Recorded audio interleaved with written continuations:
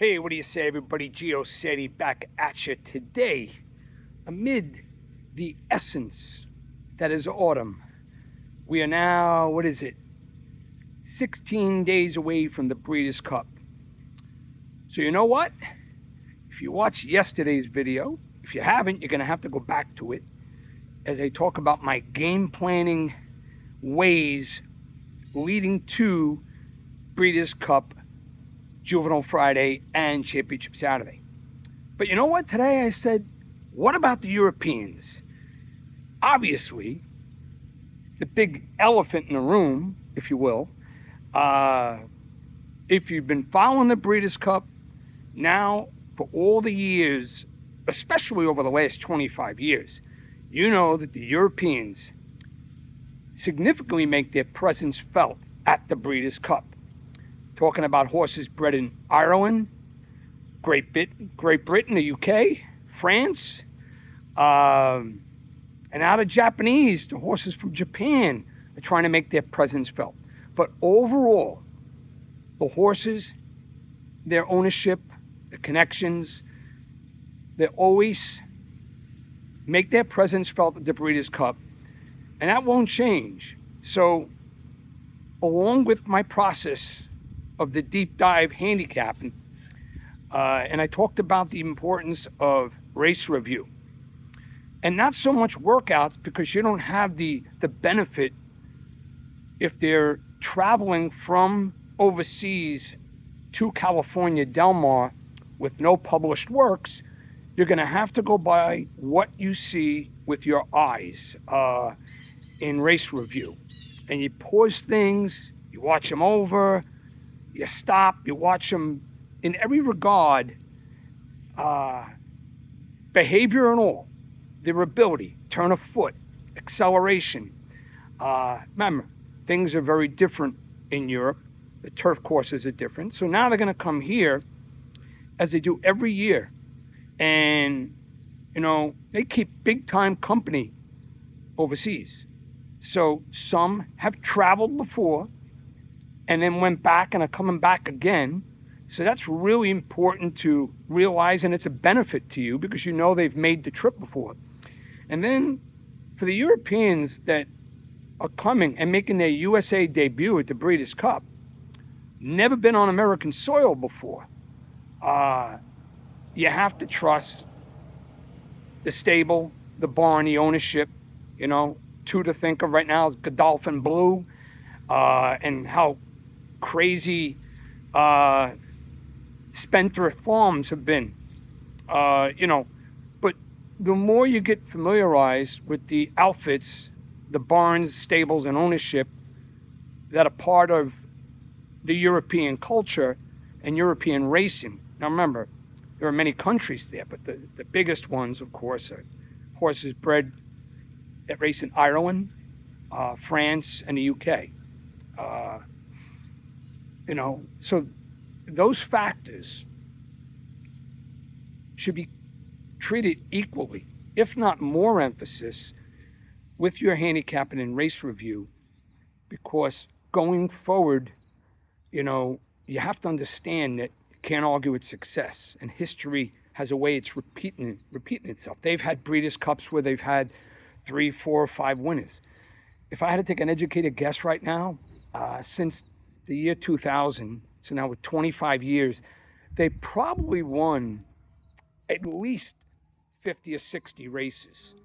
So if covering 25 years, that's saying they've won at least 2, maybe 3 a year. And I would say that that's probably very probable. Some better, some worse, but they always bring their main contenders in some of the more important divisions.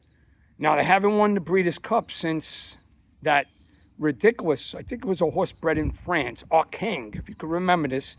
If I had to take a shot saying it's like 1992, maybe 1993, Jerry Bailey, the horse was somewhere in the category of 140 to 1. And King, if I'm pronouncing that right, emerged victoriously in the Breeders' Cup Classic. I believe he's the only European that won the Classic. But Many of the other Breeders' Cup races, they have been incredibly consistent and successful. So you must keep that in mind. Also keep in mind are the jockeys. You know, I didn't talk much on the previous video about the jockeys. Now, if you follow the game, you know all the jockeys that are considered elite. I don't need to mention them, but you know, we all have our favorites, but you do need to know what are the strong points or the assets and what makes a jockey more effective than the next guy. You know, why do they win more? Where are their strengths? If any weaknesses, what are their weaknesses? Okay, you know, you could do your own research in terms of jocks that have been very successful at the Breeders' Cup. One guy comes to mind is Big Money Mike Smith. He's probably won more than anybody. Now, Mike Smith isn't the same jockey that he was over the last 25 years, but he's still a very cerebral guy, and he's still racing. He's still riding. Johnny V. Johnny V is definitely up there. Johnny V has sort of violated father time. He's like ageless. He's riding as well now as he has when he was riding in his 30s. So Johnny V, he's won many, many Breeders' Cup races. Irad, we know Irad. We know what he brings to the table. I always say, arguably, he's the best rider in the world right now. If you factor in all the contributing factors that a jockey brings to the table. European jockeys like Ryan Moore, you know, he's always there, and he's very, very cerebral and very efficient. He knows his way, you know, around different race courses. Hold on. You know, and I can mention many, many, including like Frankie Dettori, who's still riding at a very high level. He's won some big races even this year, you know. And then there's guys like Rosario, who's been around a long time. I'm sure he's going to get some mounts. But, you know, there's two who are up there on everybody's radar, but they haven't won many Breeders' Cup races, and they're going to probably excel as the years go forward because they still have youth. And that's Flavien Prat and Jose Ortiz. So Europeans, don't forget about them. Consider them honest, classy contenders. You know, speaking of class, there are many horses, both fillies and mares, colts, older horses, who are coming into the Breeders' Cup with a world of class.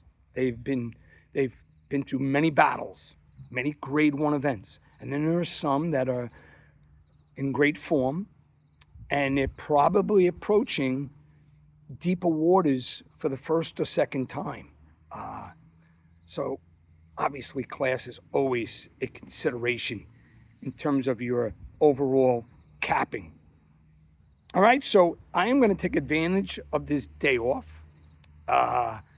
Remember what I said about travel? It's very important. How many horses have been to Del Mar? How many horses have raced well at Del Mar? Speaking of Del Mar, since that's where the Breeders' Cup is being held this year, again, you should know everything you need to know about the track, okay? If you don't know, you need to know. So dig in. I could do an hour show on just the ins and outs and the pros and cons and the details of basically every track in the country. But you need to know this. All right, so keep this short today. Let's go get it. Stay tuned for the next video. And you know what? If you got the day off like me, enjoy the essence that is autumn, because it's a beautiful time of the year as well. All right? God bless you. God bless your families. We're going to go get them.